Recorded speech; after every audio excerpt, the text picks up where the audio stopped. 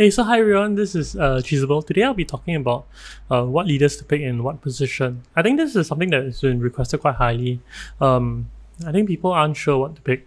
So the reason I've been trying to put this off is that even though you might know what to pick in what position, it sometimes doesn't really help you unless you know what to do with regards to that. But I will just jump into it, and then I think as you play more, you can start to ask more questions and just leave in the comments, and I'll try to respond to it. So today we'll be loading up a Dune game. So if you're wondering how to create a game, you can just create like a single player multiplayer game and on TTS, and you load one of the workshop games. So this is the mod that's created by Murphy, and for upcoming tournament, I've created a workshop mod. I will post it in the comments, and also I have it posted onto the TTS Discord as well. In the official announcement for the tournament, I would as well include the link. I think there are some bugs, but I will try to fine tune the scripting. Some manual work that has to be done, but let's see how much scripting I can get done. So I'm loading the one with the clocks. Let me just show you how it looks like. So you can see there are a few clocks. Then if it's your turn, you can the timer will just start to count up, and then whenever it reaches 25 minutes, then your time is up. So let's just do a setup for immortality. And you take a seat. Let's do it hot seat.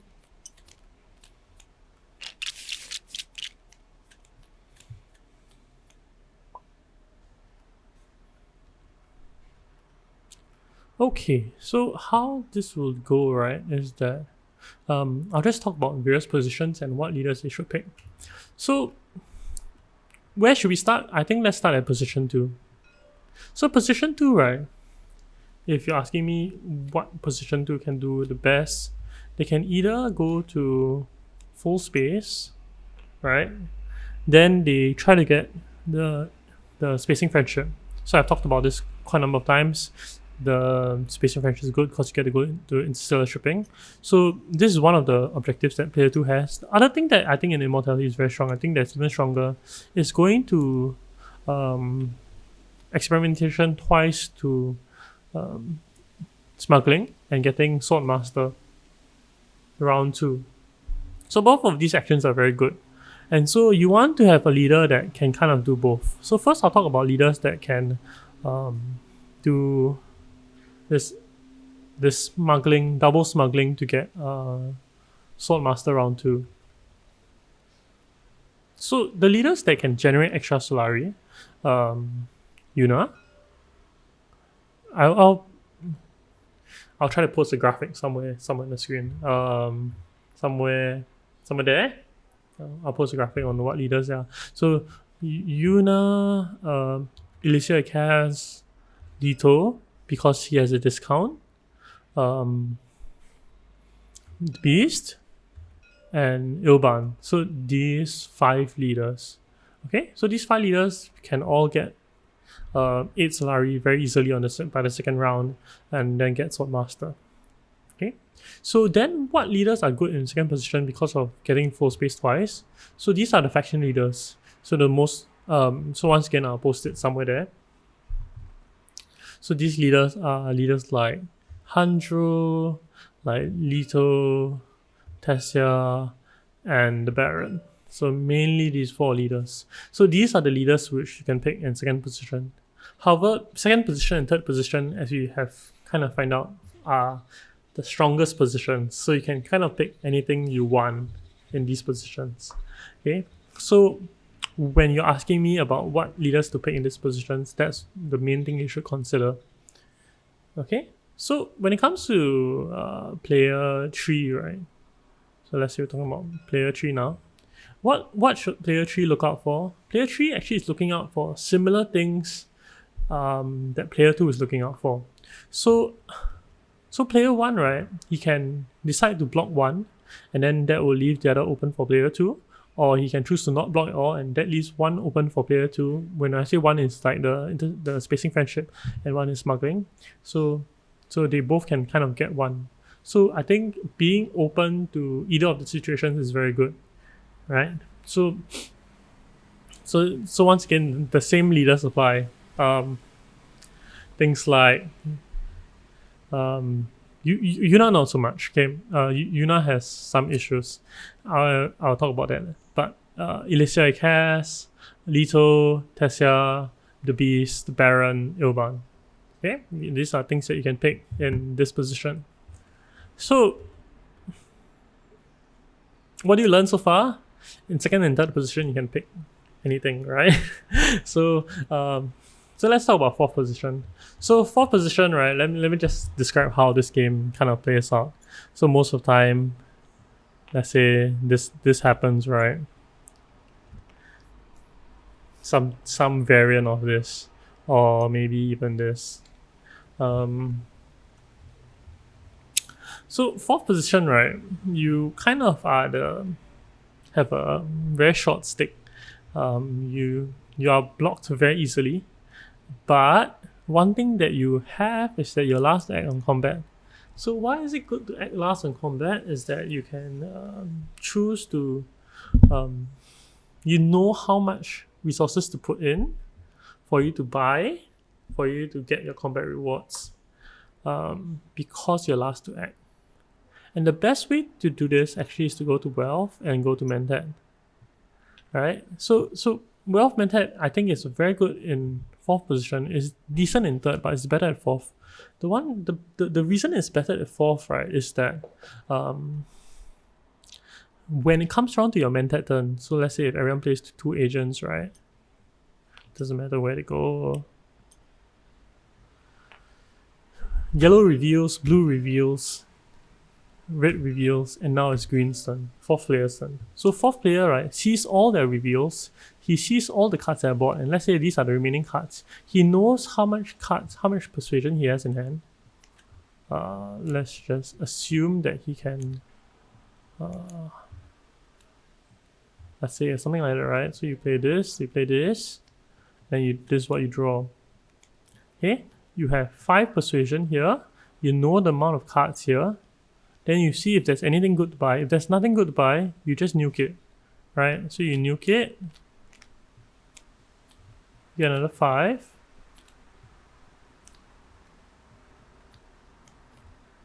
Among these cards, you see what's the best card you want. It's Surgeon, right? And do you need to play anything goes to play Surgeon? No, right? You have enough persuasion to get Surgeon. Then with your Mentat, you can come, put in 1 troop. Let's say if people put in, like, let's say if this is what the combat looks like. Something like that, right? You can put in 1 troop and get whatever the first reward is. Let's say it's like 1 spice, right? So you put in 1 troop, you get 1 spice, you buy the card, and this is why Mentat is very good for the last player. Your last player, and you get to see everyone's reveal, and because no one has Swordmaster, you have the most information in regards to it. Okay, so now we have established this. What leaders are good in this position? So the leaders that are good in this position are those that benefit from going to Mentat. So the ones that are directly benefit, right, are Elysia Cass. The reasoning is that you can put your dagger down second, and if you manage to get to Wealth, you have multiple options of playing your dagger, and multiple good options as well. Okay, so Elysia Cass, Leto, and Ilban. I think it's mainly these 3. Yeah. So Elysia, Leto, and Ilban. But Elysia is quite a hard leader to play. So if you're watching this guide and if you need suggestions, I would suggest you don't play Elysia. You just play Leto or play Ilban. Generally in 4th position, this is like the best you can do. So another thing you can do in 4th position is just pick strong leaders. Strong leaders like the Beast. Like Beast and Baron. Okay, they're good in any position. They're strong leaders. You can always pick them in these positions. Okay, pick strong leaders or pick leaders that get some benefit and Mentat, namely Ilban or Leto. Okay, so this is generally the picking strategy for 4th. Okay, for first player, because of how the meta is now and that we are doing hidden picks. So let's say, let's just do another setup.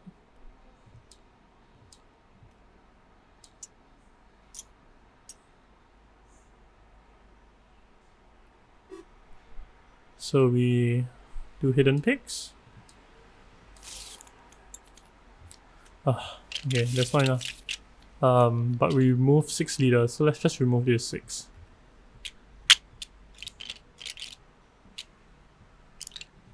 Okay, so these are the 8 leaders remaining. So let's say fourth player is green again. Alright, so green sees there are no good green leaders, and I guess Tessia's the strongest leader, right? So among them remaining, green picks Tessia, red picks in this position. Let's say there are good cards. Here, I'll just pick ECAS. I'll talk about ECAS later.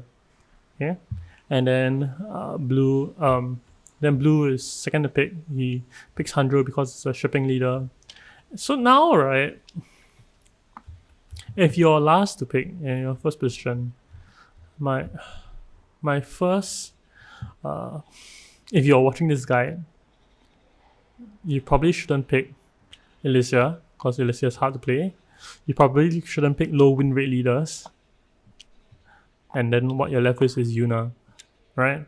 So if you're player 1, don't pick low win rate leaders. So let me just pick out the low win rate leaders.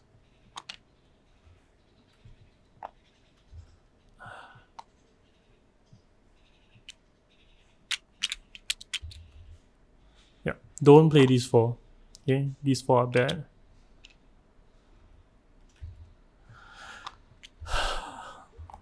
Okay, you can pick any of the other leaders.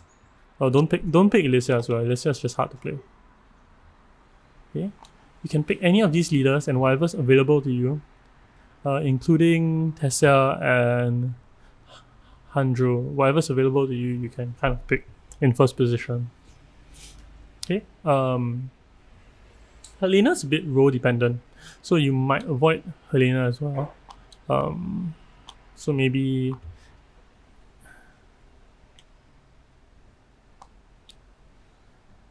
these, yeah. Most of the time you don't have much choice of picking the strongest leader in first position. So there are some things that will influence your decisions, like what's the Imperium rule, or what techs are available. Like if a good tech is available, you might want to pick the Beast, or 2-cost attack, or if there are some good shipping cards available, you might want to pick Handro, or if there's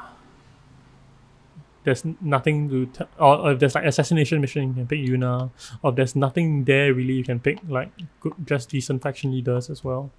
So that's how I think you should approach like player 1, okay, and just do what's best for you. So there's some variance to this, and that is through the Imperium role leaders like Helena and Ikaz. So one reason why that their win rate isn't exceptionally high is that even though they're very powerful cards on the roll, they are coin flip leaders. And what I mean by that is that your first hand is dictated by whether you draw your signet ring or not. Alright, so let's say this is Ikaz first hand. He picks Ikaz because there's guild bankers inside Adina, but he doesn't draw his ring, and because of that, these two are bought immediately by other players.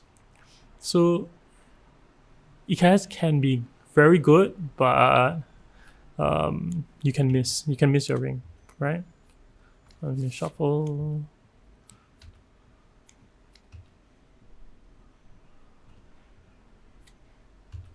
Yeah, so you can see it's very easy to miss your ring. Like 50% of the time you miss. Yeah, and because of that, even though there are strong cards out, you just be aware of that you kind of want to pick Ikaz in a good position, meaning position 2 or 3, because these are positions where you can function with any leader, right? You and pick Helena when there is a. I talk about this in my guide, but I don't think anyone really listen to it, is when we have Helena, you actually want to see specific 6 or 7 costers, 6 or 7 costers that can win you the game. I don't even think Treachery can win you the game.